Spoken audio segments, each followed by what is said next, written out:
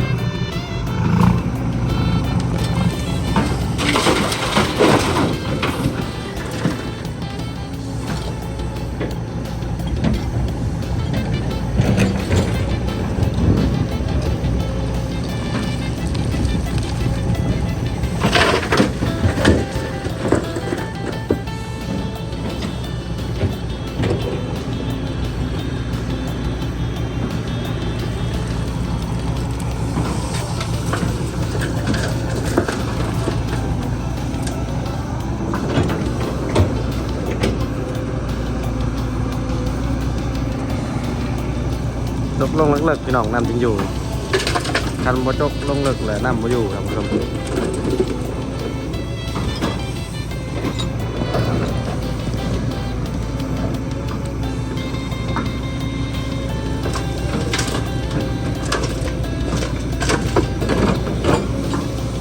เป็นโงนหินมันใหญ่ครับ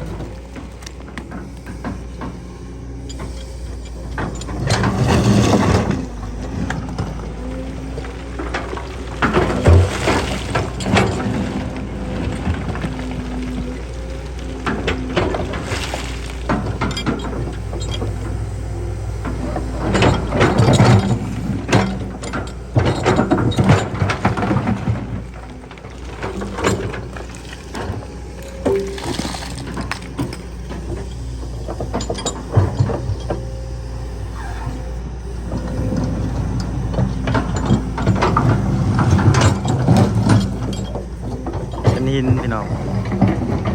ดานหินเป็นแผ่นเลยอยู่หลุม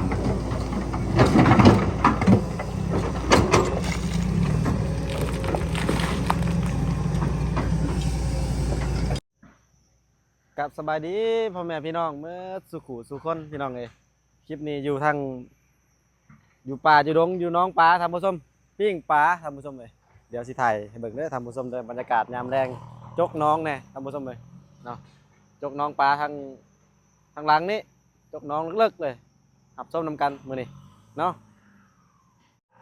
กำลังปิ้งปลาดุกน้ำแห้งท่านผู้ชมนี่กำลังปิ้งปลาอยู่ตอนนี้กับน้องชายปลาดุกเหลืองต้องใหม่น้ำกับมีเนาะท่านผู้ชมเด้อมาเด้อท่านผู้ชมทุกคนที่เขารับชมคลิปดูยังอยู่ได้ปลายังหลายอยู่เดี๋ยวลงไปเบิ่งทางน้องกันบัดนี้จกน้องนี่ท่านผู้ชมเลยตอนนี้จกน้องแล้วยังจกออกคันได้นี่จกออกเบิดเลยนะจกน้องอีกเลิกๆน้ำยังอยู่ท่านผู้ชม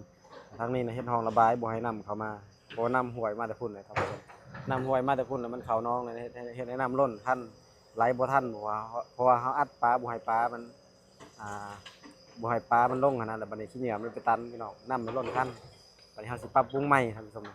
ปรับปรุงใหม่คือห้องระบายนี่บ่ให้น้ำเข้าน้องเลยเนาะท่านผู้ชม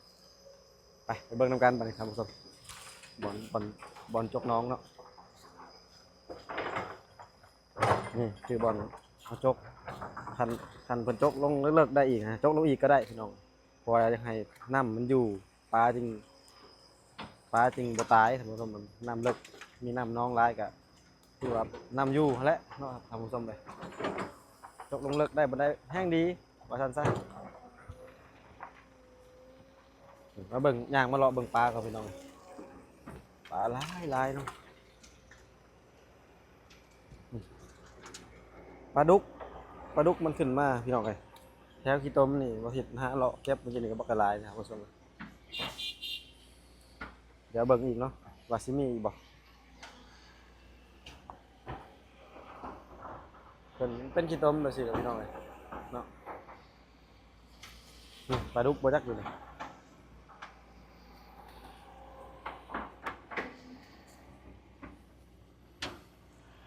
พอสิเอาต้นไม้มาใส่แล้วปลามันเข้ามาอยู่บนทมนี่พี่น้องก็ซั่นแล้วมันแดดน้ำมันร้อนแล้วปลามันตายเนาะท่านผู้ชม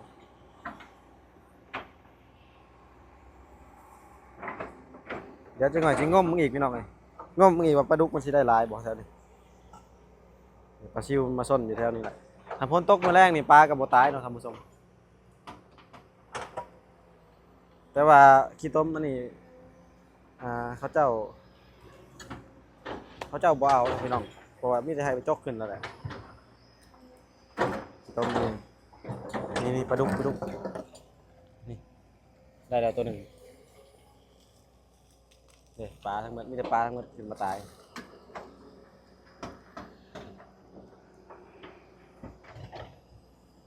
นี่พี่น้องได้อีกหลายตัวหนึ่ง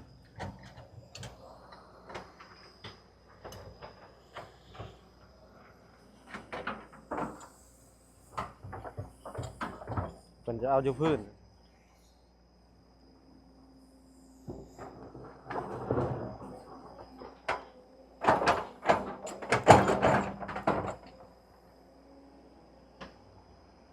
น้ำบ่ลงฮอดพื้นพี่น้องน้ำมันอยู่ในเทิงนะเนาะขวัดขี้ดินออกอย่าเอาตัวพื้นตัวบ่เป็นขี้ตมเนาะพี่น้องปลาได้มีพี่น้องปลาแถวนี้แหละอยู่แถวขี้ตมนี่แหละพี่น้องเลยเป็นเคลียร์ขี้ตมมาให้แล้วก็เพิ่นก็สิจกเอาดินเนาะเฮาก็เก็บเอาปลาแถวนี้แหละพี่น้องมีปลาหลายเติบเลยแถวนี้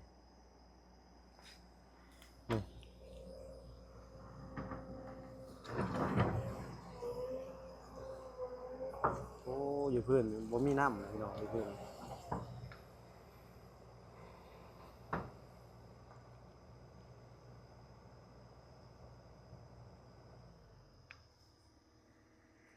รถจก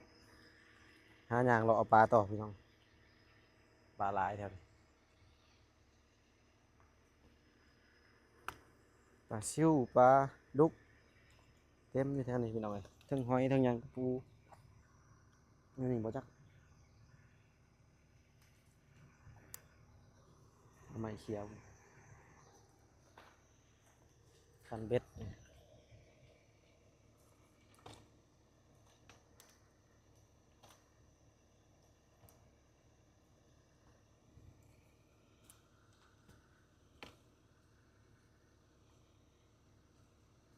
ก็ชิวนี่ลายท่านผู้ชมนี่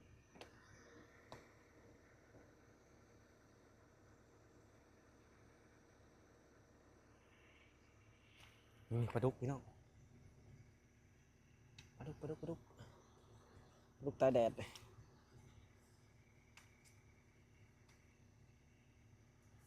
ใช่เลย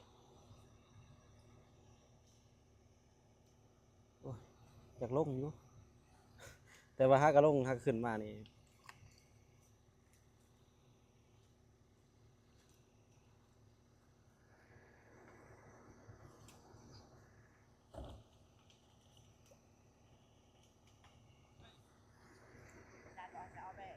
แบ่อยู่ใช่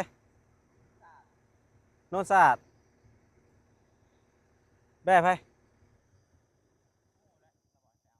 เราอยู่กับไผอยู่เราอยู่หุ่นบ่เดี๋ยวนี้เราอยู่หุ่นบ่เดี๋ยวนี้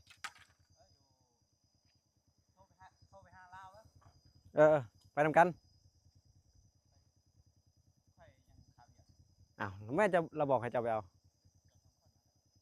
บ้าไปนำกันไปสิไปเอาแบกก่อนพี่น้องเอ้ย